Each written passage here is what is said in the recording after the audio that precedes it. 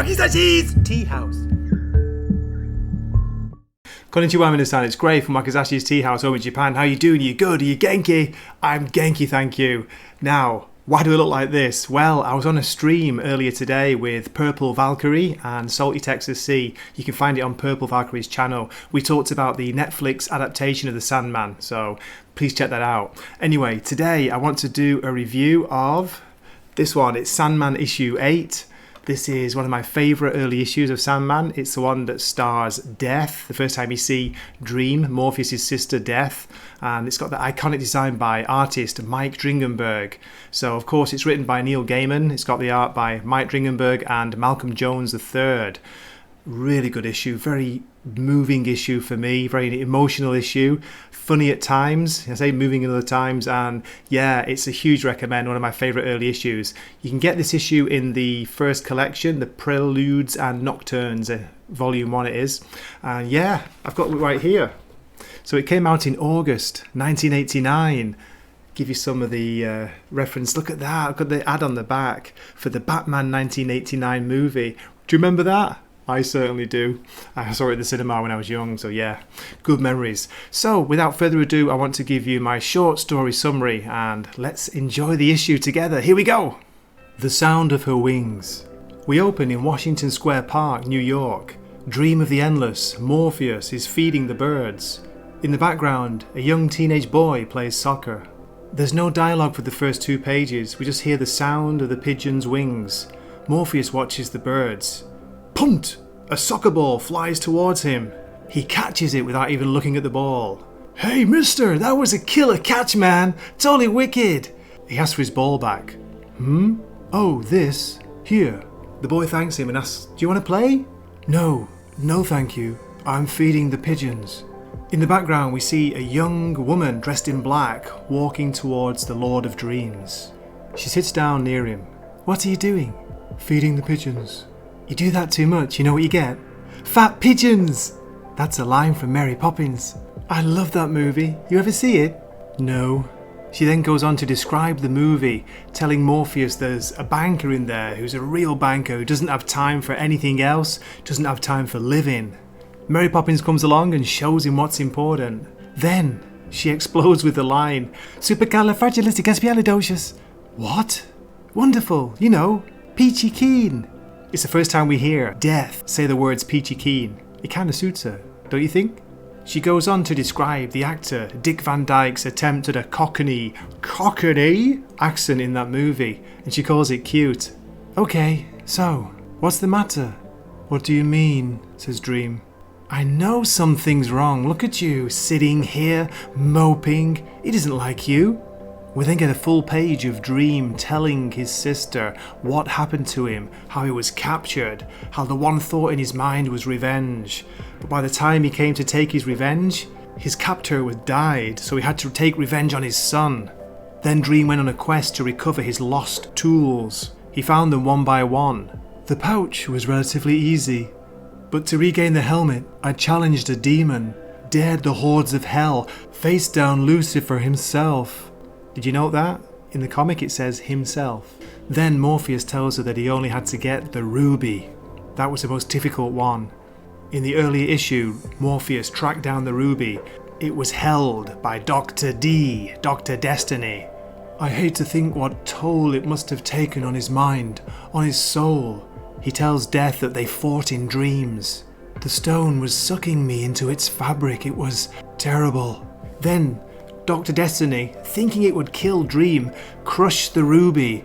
Luckily for Dream, it actually gave him all his power back from the ruby. I was more powerful than I'd been in eons. I returned the human to the madhouse. I felt drained, disappointed, let down. Now, I feel like nothing. There, you asked. I'm sorry. Maybe I don't have an answer. She asks him if he's finished. Yes. You could have called me, you know. I didn't want to worry you. I don't believe it. Let me tell you something, Dream. I'm only going to say this once, so you better pay attention. You are utterly the stupidest, most self-centered, appallingest excuse for an anthropomorphic personification on this or any other plane.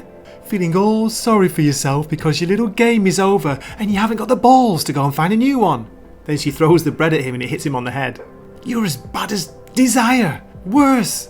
Didn't it occur to you I'd be worried? Then we hear a voice from the background. Hey! I didn't think. That's exactly it. You don't think, you lummox, you overgrown bubble-headed. Then Death catches a soccer ball, just as impressively as her brother did. Give me strength. The teenage boy is very impressed. Wow, another killer catch. You're as mean as your friend here. He's not my friend. He's my brother, and he's an idiot. Just feeding the birds, says Morpheus. It's great dialogue, it's great interplay between the two characters. You know, first of all, we hear from Morpheus, and then we hear from Death, his sister. But I love the writing here. I think the writing is great. The way she's telling him off, she's scolding him like an older sister would. But the whole time, she looks so cute. What a great design. Then she offers Dream to come with her. I've got work to do, I'm busy. You can come along if you want. I'll come with you, I suppose, says Dream. Don't do me any favours. And then the teenage boy, who turns out his name's Franklin, starts to try and chat her up. Hey, could I see you again? Sure, Franklin, you'll see me again soon. Okay. As he turns his back, Dream and Death disappear. Hey, wait, how do you know my name? On the next page, the art style changes. We see realistic depictions of the building, of the landscape behind them, but Morpheus and Dream are still drawn as they are. We are privy to Morpheus's thoughts. Soundless we travel. No heads turn to mark our passing. The crowd parts as we walk through, looking everywhere else but not at us. In the world of the waking, of the living, we move silent as a breath of cool wind. As we pass the people, they shiver, they look away, and they mutter to each other. Ooh, feels like someone walking over my grave. Violin music echoes down the stairwell. I recognise the tune, although it's been played very badly. I heard it last in London 200 years ago. We see a large old man laying on a couch playing the violin. Oh, I didn't hear nobody come in. He tells him he used to play in restaurants and clubs when he was younger. No, I'm no gypsy. I'm an old Jew dying lonely in New York, you know. Yes, I know who you are, Harry. Do you know who I am? You? You're... Oh no! Not yet, please! Yeah, I know who you are. I love the realization when he realizes who it is, who she is, you know, what she stands for, what she represents. Harry asks Death if he can say something before she takes him. He says a prayer. Then we see Harry looking back at himself, laying dead on the couch. I look so empty. I look so old. So, I'm dead. Now what? Now's when you find out, Harry. On the next page, we don't see what happens. The focus shifts to Morpheus. In the background in the panel, there's a weird kind of dark black wing. We hear his thoughts. She draws him close. From the darkness I hear the beating of mighty wings. I thought he was sweet, didn't you? Sweet? I do not know. Perhaps. Then Morpheus tells Death that when he was captured, it wasn't him they were after. It was her. They wanted to capture Death. She tells him she knows. Come on. I don't want to miss the next one. The scene switches to a comedy club. It's afternoon. There's a female comedian on the stage working hard for every laugh she can get. Morpheus tries to continue the conversation, but Death shushes him. Shh, I want to hear this. Then the comedian touches the mic and gets an electric shock. Yeah! Those assholes, I don't believe it! That mic was live! Who are you? Death tells her that she thought she was really funny. No, but I would have been. Why couldn't I have had a few more lousy years? I'm sorry, Esme, but your time was up. Come on, honey. I hear the sound of her wings. And then we see Death telling Morpheus that it gets her down. They aren't happy to see her. They fear the sunless lands. But they enter his realm, the realm of dreaming, every night without fear. And I am far more terrible than you, my sister. Next, we're in a small apartment with a young mother looking after her baby. The baby's in the crib. The mother leaves the room to fix the baby's bottle. But is that all there was? Is that all I get? Yes, I'm afraid so. Again, we hear the sound of wings. The mother returns. She drops the bottle. No! And then we hear Morpheus's thoughts once again. He's thinking about humanity and their attitude to his sister's gift. Why do they fear the sunless lands? It's as natural to die as it is to be born, but they fear her, they dread her. My sister has a function to perform, even as I do. The endless. We have our responsibilities. I have responsibilities. I walk by her side and the darkness lifts from my soul. I walk with her and I hear the gentle beating of mighty wings. Then we're back at Washington Square Park. We see the big arch. Morpheus is thanking his sister. Thank you, you've taught me something I'd forgotten. Oh, that's what family's about, little brother. Listen, I got to head back soon. It was so good seeing you. I just have one last appointment. Then we hear a voice in the background. Yo, Franklin! We see the young teenager again playing soccer. He runs out into the road to get the ball. Screech! Boom! Franklin! Wow, when that car came out there, I thought I was gone for sure. That's what you thought, huh? Franklin, come here. I think maybe there's something you ought to see.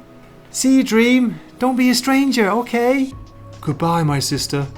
And then we see Dream on the last page. He has much to do, much to restore, much to create. But the walk with his sister, seeing her daily work, seems to have cheered him up, seems to have worked on him. Is that a smile on the last panel? I throw the grain into the air and I hear it, the sound of wings. Wow, what a great story, right? Okay, as always, thank you so much for watching. Please leave a comment, let me know what you thought of the story, what you think of the issue. And yeah, I'd love to hear your thoughts on Sandman as a series. So, as always, this is Gray from Wakizashi's Tea House saying a big arigato, thank you for watching, and I hope to see you in a future video. Mata ne! Wakizashi's Tea House. Please subscribe.